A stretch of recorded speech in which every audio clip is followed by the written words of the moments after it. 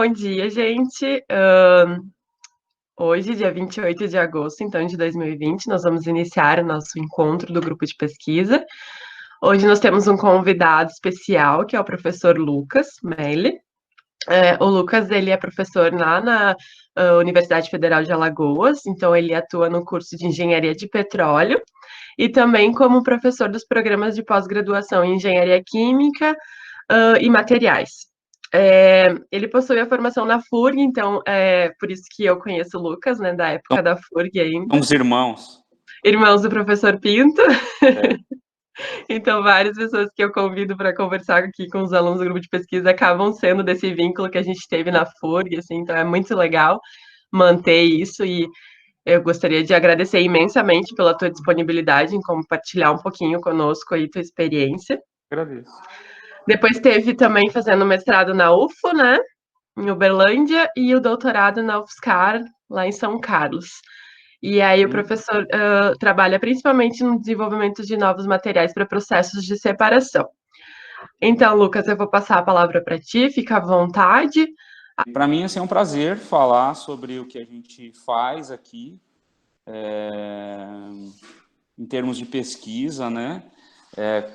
E eu trabalho basicamente com materiais, síntese, produção de materiais, tratamento de materiais para aplicação em processo de separação voltados para o meio ambiente, tratamento de águas, basicamente, né? O que eu vou apresentar são foco aí, né, de são foco de um mestrado, né? Então, esse trabalho de mestrado voltado aí para a síntese de compósitos de HDL, hidróxido duplo lamelar, com biocarvões, tá? Para remoção de poluentes de água, né? Contaminantes de água, né? Por adsorção.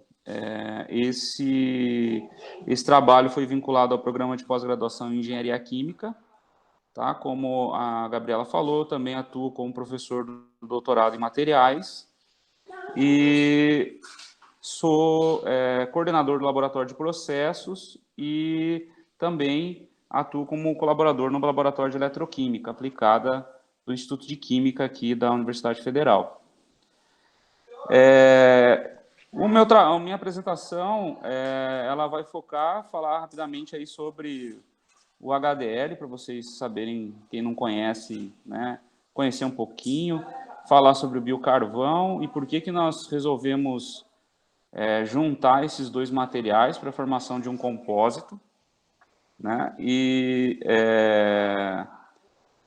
por que a gente por que a gente aplica ele na adsorção. E aí eu ia apresentar 3 casos, né, a remoção de um corante, a remoção de 2 poluentes emergentes, que um é um antibiótico, um anti-inflamatório, que é o diclofenaco de sódio, e o outro é a cafeína. Mas por uma questão de tempo, que eu não quero também me estender demais, né, eu vou dar foco aí para parte de remoção do azul de metileno, né, que é fruto aí que foi esse que rendeu um fruto aí que é cada um desses trabalhos aí, cada um desses casos rendeu um artigo. O primeiro aí, um artigo na Applied Clay Science. Então vamos começar falando aí da questão, né, da poluição. Hoje vocês estão a par de tudo isso, né? São estudantes ou professores da área de engenharia. Então, a gente sabe que as atividades industriais, elas vão, infelizmente, né, gerar uma quantidade aí grande de contaminação, né? É inevitável que isso aconteça, né? O que pode acontecer é que a gente reduza essas poluições ou essas contaminações em níveis aceitáveis, né?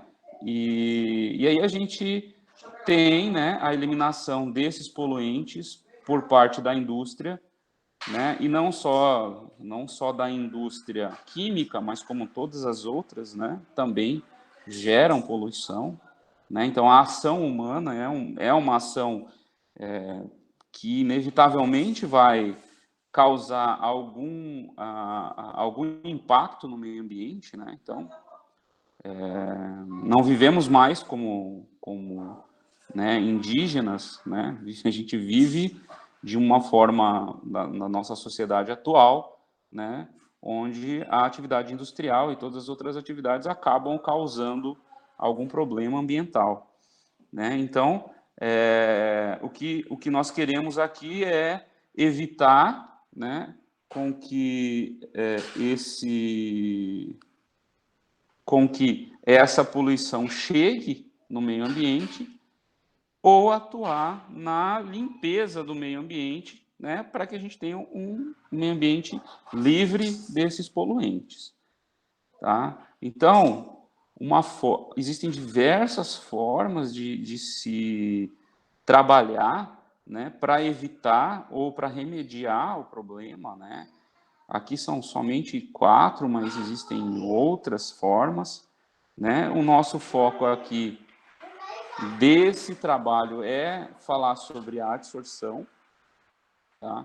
Então, mas a gente também trabalha no laboratório com processos oxidativos avançados, tá? Que também é uma outra linha muito interessante, que também tem uma aplicação bastante efetiva no tratamento, né, e remoção de contaminantes, né? Então, vou falar agora, né, dos nossos materiais. O que são esses materiais, como é que eles foram, o que eles são, né, para vocês entenderem aí o que a gente está querendo, né? Então, primeiro eu vou falar do HDL, né, que são hidróxidos duplo lamelares, né? Eles têm, essa aqui, tem nesse desenho aqui, vocês conseguem ver, mas basicamente como é a estrutura dele. Você tem lamelas, essas lamelas são constituídas, né, de metais di e trivalentes. No centro desse octaedro, são octaedros ligados pelas suas arestas, né? E no centro desses octaedros, a gente tem metais di e trivalentes, né? Nos vértices dos octaedros, a gente tem as hidroxilas, tá? Isso tudo aqui, essa lamela, né? Ela é balanceada pelas cargas dos ânions, que são do ânion interlamelar, tá? Esse ânion, ele fica aqui entre as duas lamelas, juntamente com água, tá? Então, essa é a estrutura básica do HDL, tá? Ele é um material muito interessante, ele tem uma característica que é bem legal, porque você consegue, né, colocar aqui na estrutura, né, dessas, né, para a formação dessa lamela, diferentes, né, combinações de cátions di e cátions trivalentes, né, e essas combinações elas vão fazer com que esse material possa ter características, né, diferentes. E também, né, além disso, você consegue balancear com ânions diferentes aqui no centro, entre as lamelas. Então, isso é uma característica muito interessante, porque essa possibilidade de se misturar diferentes cátions e diferentes ânions, né, faz com que esses materiais possam serem aplicados em diversas áreas com melhor ou, né, com melhor capacidade, tá? As aplicações dos HDL são inúmeras, você vai encontrar na literatura muitas aplicações, tá? Desde a aplicação na área de cosméticos, do carregamento de fármacos, né, até na área de adsorção e como catalisadores para diversos tipos de reação, produção de biocombustíveis, né, e também como catalisadores de reações, por exemplo, de fotocatálise, né, reação de Fenton, entre outras reações, tá? Então, é interessante por causa, né, ele tem uma aplicação muito variada. Tenho colegas aqui que trabalham com carreamento de medicamentos. O pessoal da farmácia trabalha com HDL para carreamento de medicamentos. Pode ser utilizado também aqui como material antimicrobiano, né? Então, você tem aí uma ampla faixa um amplo espectro, né, de aplicação desse composto. E ele pode ser obtido por diferentes rotas de síntese, e isso daí também é algo interessante, porque a gente fazendo a síntese de diferentes formas, é inevitável que você tenha materiais com características diferentes, mesmo materiais utilizando os mesmos cátions e os mesmos ânions, fazendo-se a síntese deles por diferentes rotas, você vai obter materiais diferentes. Né? A gente está com um artigo agora submetido na Applied Clay Science, exatamente para avaliando, né, 7 rotas de síntese para a produção do mesmo HDL, né? E a gente consegue verificar que existem diferenças nas características interlamelares, né? Características, por exemplo, adsortivas, né? Então, assim, há também há uma área bem grande a ser explorada, né? E aí algumas características interessantes do HDL, devido à fraca ligação, à fraca interação entre esses ânions, esses íons aí que formam a estrutura dele, né? Ele tem uma grande capacidade de troca iônica, ele não tem uma alta área superficial e alta porosidade, né? Mas é interessante que essa característica depende dos tipos de cátions, ânions, da síntese e dos parâmetros de síntese, né? Então você consegue mexer nisso, né? Ele é um material hidrofílico, né? Ele tem hidroxilas aí, fazem com que haja esse interesse, né? É um material com propriedades eletroquímicas, ele tem uma característica que é muito interessante, que é o efeito de memória, né? Você consegue desestruturar o HDL, retirar da região interlamelar o ânion e a água, ele vai ficar com aquela lamela desestruturada, mas tu consegue voltar colocando ele em uma solução com um ânion diferente, por exemplo, ou o mesmo ânion, e ele se reorganiza naquela estrutura que ele tinha inicialmente. E ele tem algumas desvantagens, né? Mas assim a principal aqui falando em termos adsortivos, né? Pensando em aumento de escala, ele tem uma baixa capacidade de resistência mecânica, né? E para a gente isso não é interessante, porque se você for trabalhar, por exemplo, com uma adsorção em coluna, você vai precisar com que esse material ele fique na coluna e resista ao escoamento, né? Resista a possíveis atritos que podem acontecer durante esse processo, né? E isso aí, essa característica é uma característica que não é interessante, né? Além disso, ele também tem uma fraca resistência uma fraca resistência em processos ocorrendo em pH ácido, abaixo de 4. Né? Então, aí talvez exista uma necessidade de mudança de pH para trabalhar com ele. Bom, agora falando do biocarvão, né? A gente, não esquecendo que a gente vai trabalhar com um composto desses dois. Então, vou falar um pouco de um pouco de outro, e depois a gente vai ver como que eles juntos eles funcionam, né? O biocarvão, né? Eu acho que todo mundo aí está bem, né, a par do que é um biocarvão, né? Ele é um material que é rico em carbono, né? E ele é obtido aí por uma decomposição termoquímica, né? Principalmente pirólise, né? De uma biomassa, né? Com uma ausência limitada, uma ausência quase total de oxigênio, né? Ele tem algumas propriedades, algumas características interessantes, A principal característica dele, que é a mais interessante, são as boas propriedades texturais, que são alta área superficial, um volume de poros, né, distribuição de poros, uma distribuição, um diâmetro de poro, desculpa, interessante, né, que pode ser utilizado para diversas áreas. Né? Ele é um material que tem uma certa resistência, né, mecânica, por exemplo, e ele também é um material que é recalcitrante, resiste, e você consigo fazer com que ele mantenha suas características. Ele é não tóxico, e uma grande vantagem também, né, como existe um número imenso de biomassas, ele pode ser produzido a partir de diferentes biomassas, então tem uma alta disponibilidade. A produção se dá por pirólise. Quem nunca ouviu falar de pirólise, né, é um processo de degradação termoquímica. Aqui é a unidade que a gente utilizou para produzir o nosso biochar. Hoje a gente já não está mais usando essa unidade, a gente está trabalhando mais com hidrochar, não com biochar.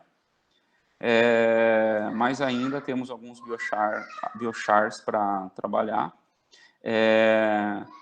Então, assim, você tem uma infinidade de tipos de biomassas que vão passar por um processo de pirólise, e você vai produzir gases, bioóleo e biocarvão.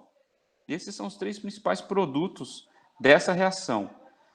E dependendo das características da pirólise, você vai produzir mais um tipo ou outro tipo de biocarvão. Então, falando aí rapidamente sobre os biocarvões, né? Você pode também, depois do biocarvão produzido, né, você pode aplicar processos para que ele melhore ainda mais as suas características, né, como processo de ativação química, ativação térmica.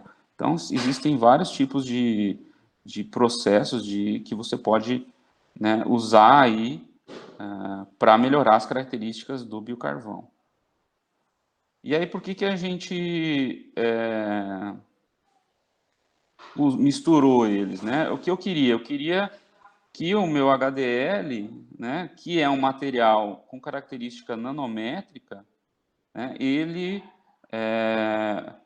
eu conseguisse manter as suas características, né, em situações não favoráveis, né, e além disso, né, eu queria que tivesse uma sinergia entre as características dos dois componentes, né? Então, a gente produz um material com características, né, melhorando ainda mais as características de cada um deles para aplicação como absorvente. Aí vocês vão ver que isso realmente aconteceu, né?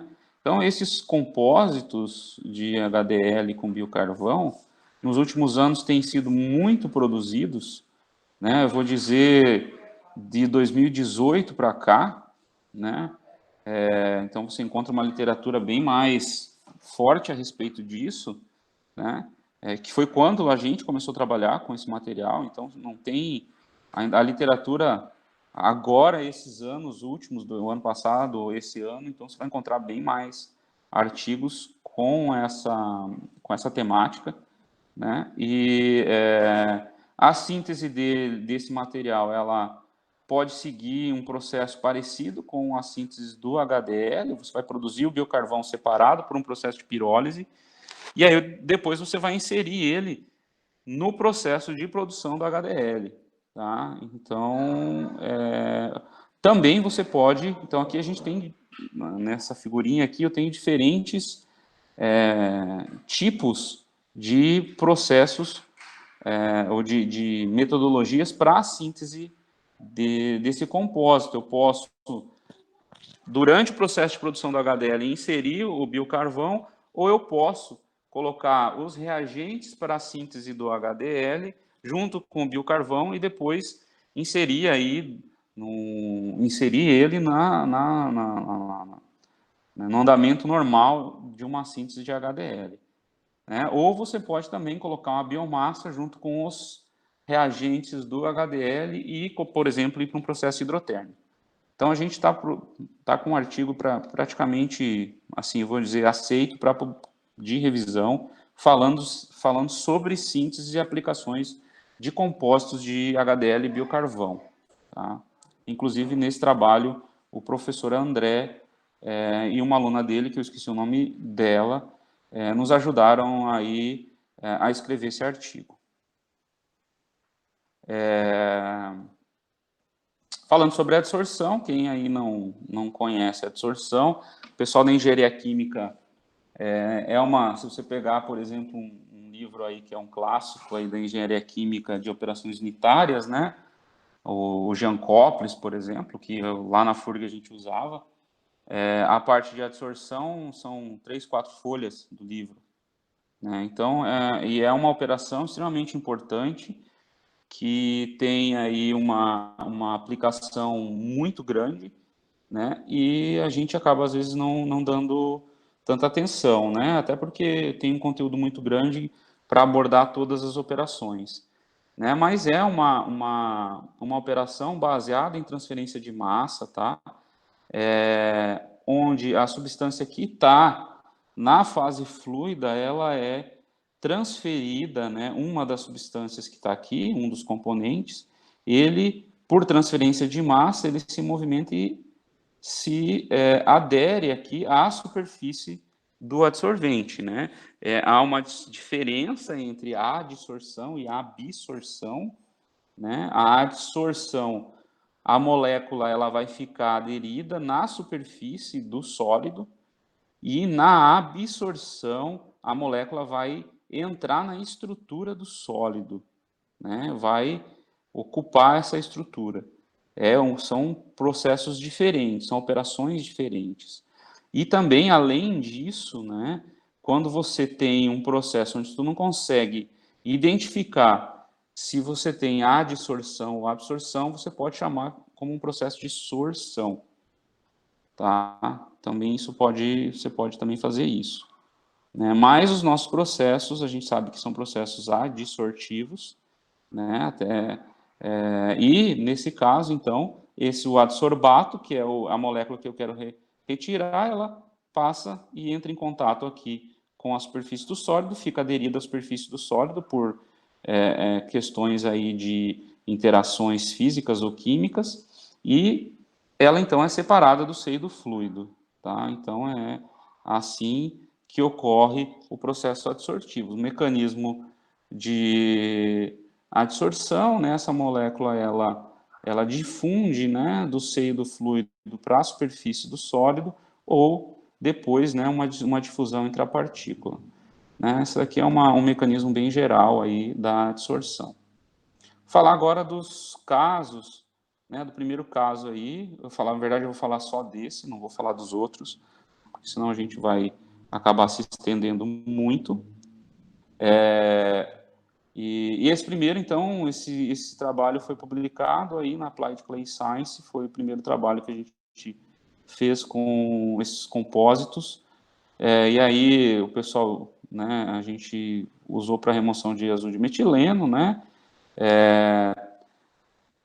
falando aí um pouquinho de corantes, né? Existem muitos corantes, todo mundo já deve ter visto, isso aí tem muito na literatura, e é algo que hoje em dia quem trabalha com adsorção faz ainda muito pouco agora trabalhando com corantes, mais para você entender mesmo como se esse material tem capacidade ou não tem capacidade adsortiva, mas, né, hoje em dia a gente trabalha com outros tipos de poluentes, né? Mas ainda é interessante porque é um problema ambiental, né? Aqui eu peguei uma foto de um jornalzinho do Rio Capibaribe. Esse Rio Capibaribe é aqui perto de Maceió, é aqui em Pernambuco, né? E ele passa por uma região de produção têxtil, né? E essa é a cara dele, né? Isso aqui ele já está chegando aqui em Recife, né? Então ele chega com essa cor lá, né? E aí depois, além disso, ainda tem descarga de outros poluentes nele. Então é um rio muito poluído, é considerado o sétimo rio mais poluído do Brasil, né? Então, assim, é um problema ambiental seríssimo. A presença de contaminantes como corantes, né? A gente tem corantes de diversos tipos e eles podem ser ou não ser poluentes, né? No caso do azul de metileno, ele é ou podem ser, por exemplo, prejudiciais ao ser humano ou não, mas o azul de metileno, dependendo do tipo de dose que você tomar e quanto você ficar e qual é a frequência disso, ele pode ter efeitos carcinogênicos, tóxicos, né? Tem propriedades, né, tóxicas, né? Mas uma coisa interessante é porque a presença de contaminantes na água, né, dificulta a passagem da luz e impedindo a fotossíntese, né, ou impedindo, né, o crescimento de vida, né, nos rios. Então, isso daí é também um efeito que é prejudicial. O azul de metileno, ele é usado como um corante modelo. Então, a gente tem muitos trabalhos, né, estudando azul de metileno por causa disso, né? Ele é um corante modelo para estudos de adsorção.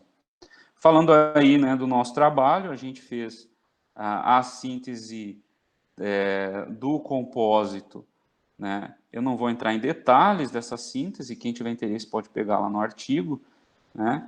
E a gente produziu um material como esse, uma espécie de um gel, né? Ele tem uma cara assim, meio parece um gel. Quando você coloca você coloca ele na estufa, né? Ele seca, você moe ele e obtém ele no diâmetro que tu tem interesse, né? A remoção do azul de metileno, né? A gente fez utilizando esse composto produzido por um processo de coprecipitação. Então, existem diversos processos. O processo de coprecipitação é o mais utilizado. E a gente fez caracterizações, né? Infravermelho, raio-x, análise de absorção de nitrogênio, dissorção, análise termogravimétrica, EDS e microscopia eletrônica. Eu não vou apresentar todas as caracterizações. Vou falar só das que eu acho mais importante para esse material. No artigo você vai encontrar todas elas, né?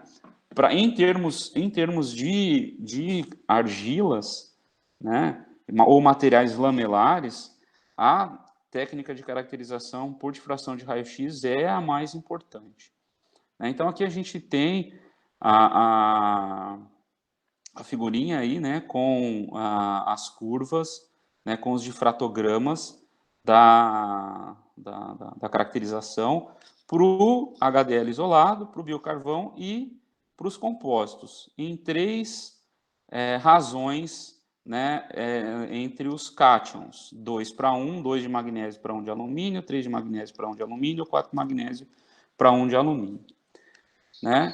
A gente vê aqui no DRX do biocarvão, né, a presença de um pico cristalino aqui, né, que esse biocarvão é um biocarvão de origem, ele é de origem animal, ele é de osso bovino, então ele pode estar relacionado à presença de alguns tipos de materiais cristalinos, né? E no compósito você tem aqui a presença na superfície, porque quando você produz esse compósito, obviamente o HDL ele vai ficar na superfície do carvão. Como o DRX é uma técnica de caracterização de superfície, então, quando você faz a caracterização, basicamente o que tu vai pegar é mais HDL do que carvão. Então, o que tu vai ver no HDL do composto tem muito mais o que tu vai ver no difratograma do composto tem muito mais cara de HDL do que de biocarvão, né? Então, o que tu consegue ver aqui, né, que você tem a formação você tem picos característicos aqui, que são picos fases cristalinas, né? Esse material é um material cristalino, né? São fases cristalinas características do HDL, tá? E você consegue ver que isso se mantém aqui, né, no material produzido. Falando aqui da área superficial, ficou feia essa figurinha aqui, mas vocês conseguem ver que a análise textural, né, a área superficial, volume de poros, o diâmetro dBJH, que é o diâmetro médio aí dos poros, né? E aí você consegue ver que o aumento da razão molar entre os cátions, né, vai fazer com que ocorra um aumento na área superficial, comparando eles com eles mesmos. Esqueçam o biochar. Porque quando tu fala quando tu compara as áreas superficiais entre o biocarvão e eles, você vê que aqui há uma redução muito grande da área superficial, né? Comparando o biocarvão com esses dois primeiros compósitos, né? Por que que isso ocorre? Porque como eles são materiais muito pequenos, eles acabam ocupando os poros do biocarvão. Se você ocupa os poros, você reduz o tamanho deles, você reduz a área superficial, né? Então, isso aqui acontece, é o que acontece. Tá, mas e aí por que para o 4:1 a área superficial é maior? Né? Porque você vai, nesse caso, você vai ter um compósito em maior quantidade aqui na superfície, né? Com características diferentes e com a possibilidade de uma área superficial diferente, né? Uma área superficial maior. Aqui você consegue ver a fotografia, né, do material produzido, né? Então, aqui são os carvões e essas pontinhas branquinhas aqui, essas partículazinhas branquinhas, são os HDLs, né? Você vê que esse biocarvão, mesmo assim, ele não tem você não consegue ver poros muito grandes nele, você não consegue ver aqueles poros bem pronunciados, né? E você consegue ver que há uma boa distribuição do HDL na superfície desse biocarvão, né, ocupando os poros dele, né? Muitas vezes isso é uma dificuldade, né?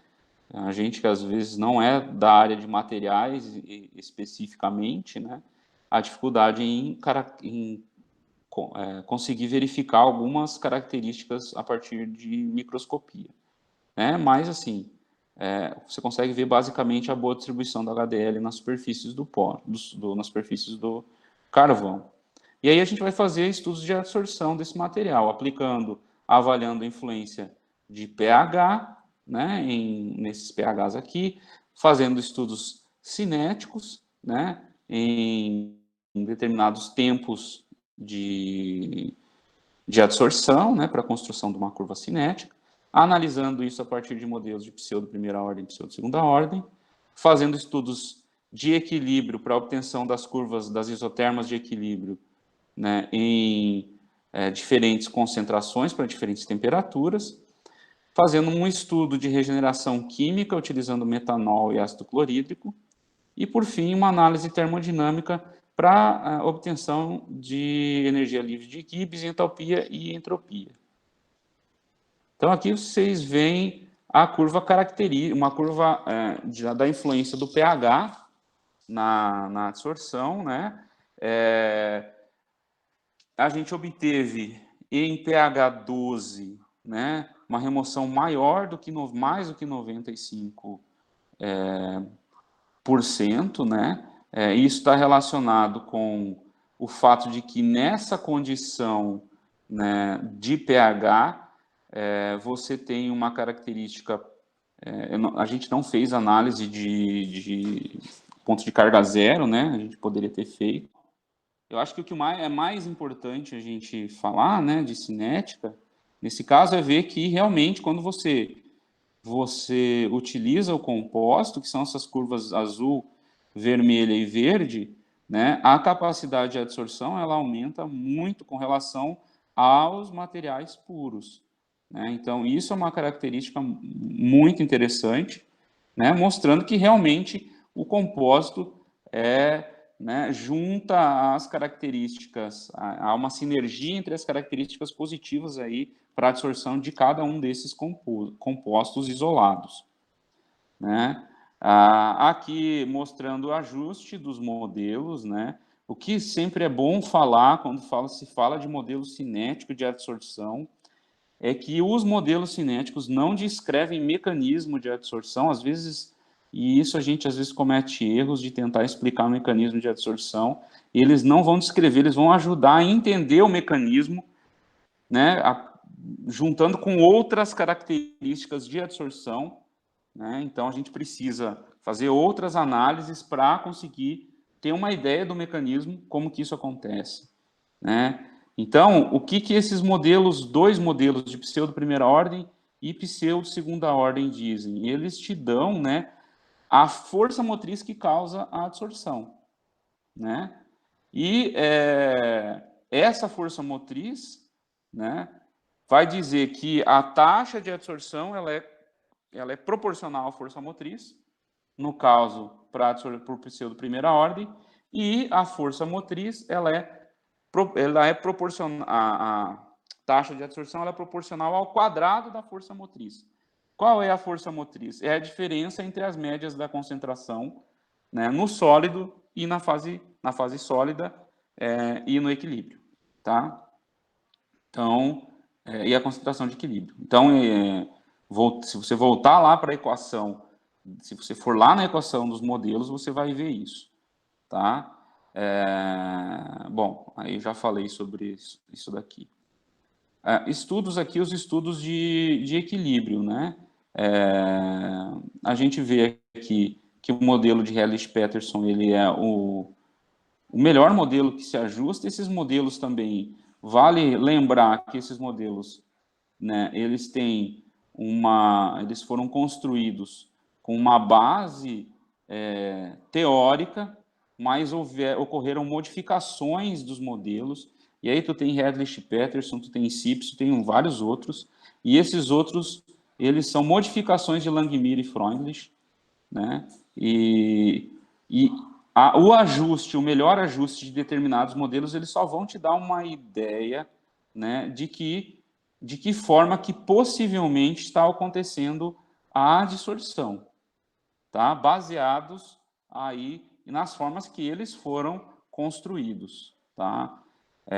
Então, o Hellish-Peterson ele combina elementos de Langmuir e Freundlich, né?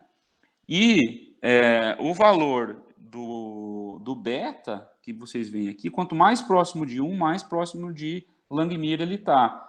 Então, e aí vocês forem olhar Langmuir também tem um bom ajuste dos dados experimentais, né? Até melhor do que Freundlich.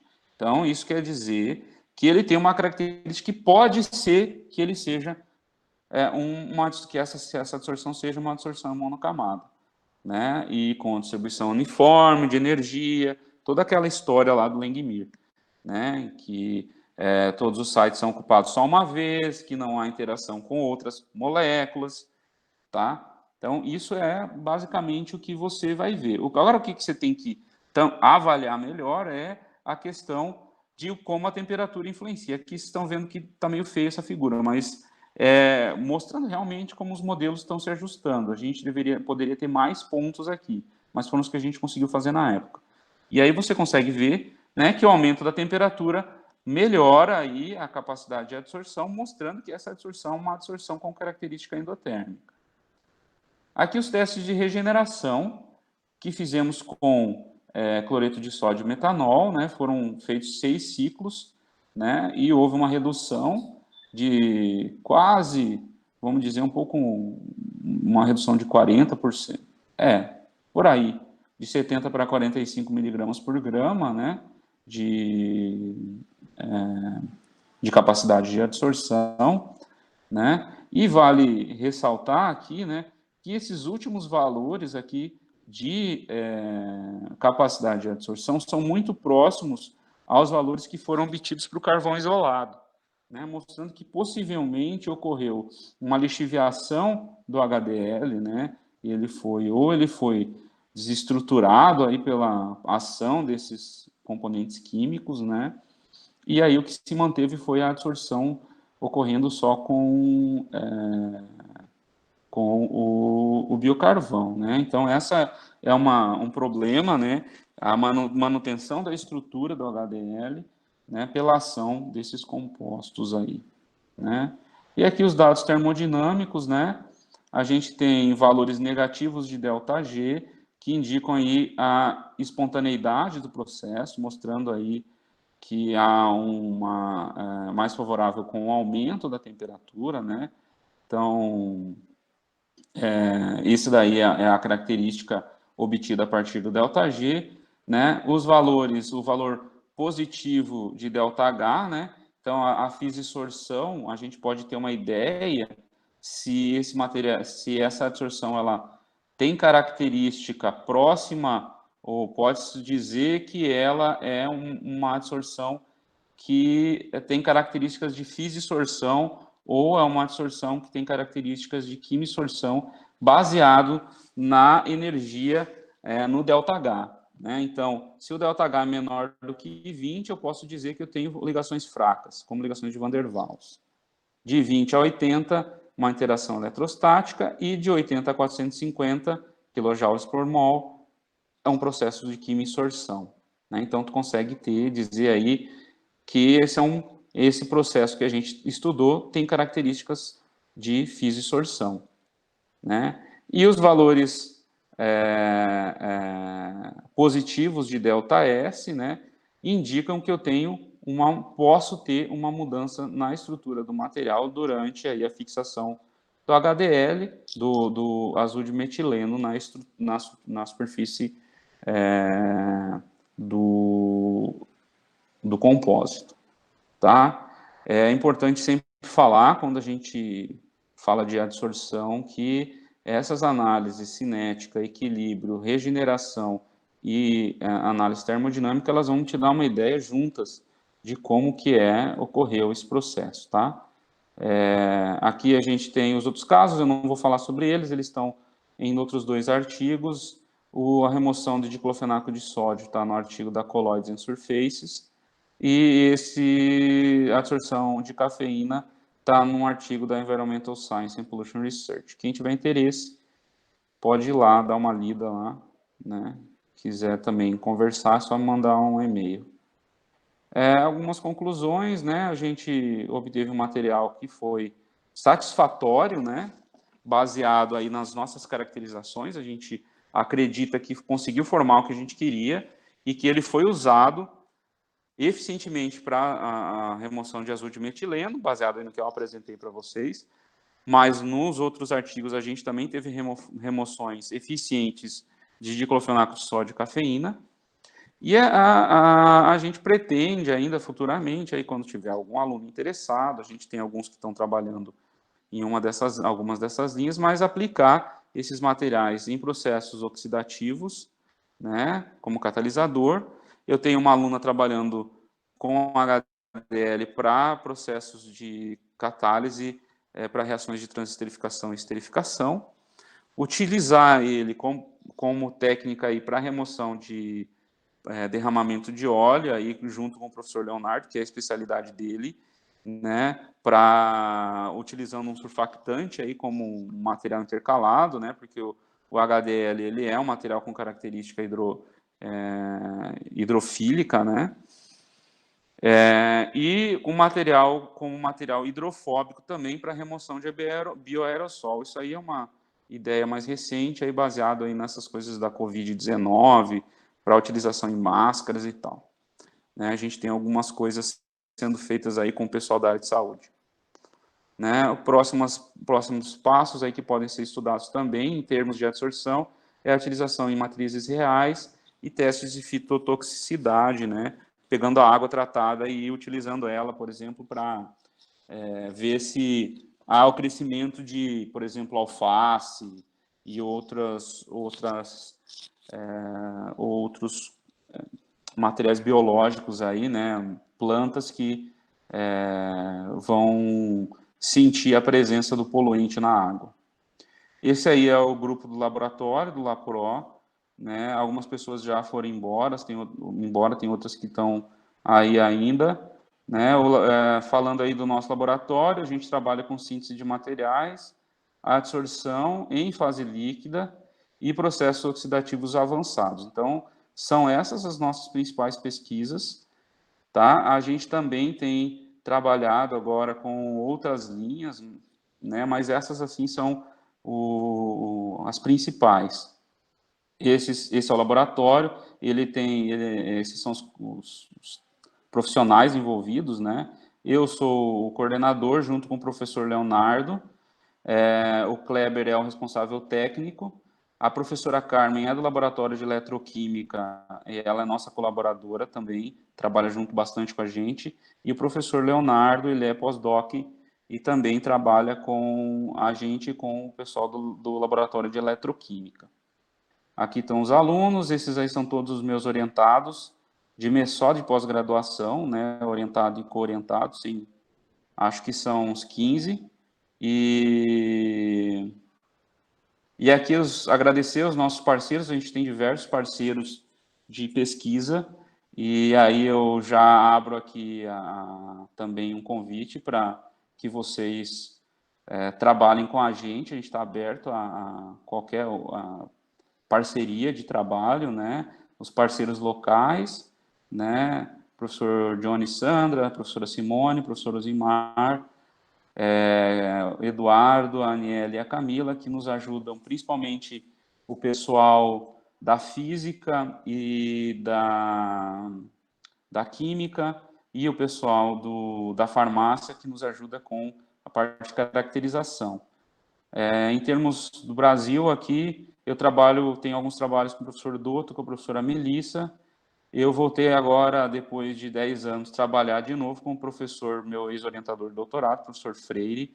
Tenho alguns trabalhos com orientações com ele e tenho trabalhado também com meu ex-colega de doutorado, meu do André, o Hugo, em trabalhos na área, ele trabalha com a parte de redes neurais e tal, e aí a gente trabalhando isso na área de adsorção, e com o professor André, que vocês conhecem bem. Fora do Brasil, a gente trabalha bastante com o professor Alessandro, da Universidade de Nápoles, com o professor Ioannis, da Universidade de Chipre, o professor Mackey, lá do Catar. Eu tenho agora uma parceria que estou começando com o professor Paul, lá da Universidade do Arizona, estadual, e aqui na Universidade Autônoma de Madrid, via trabalho na área de processos oxidativos, a gente tem trabalhado junto com o pessoal do LEAP, com o professor Jefferson e o Juan Zazo, lá da universidade, com o professor Dimitrios, da universidade lá da Academia da Polônia, e com a professora Nur, lá da Universidade Tecnológica da Malásia, em trabalhos na área de biodiesel. Esses são os nossos contatos.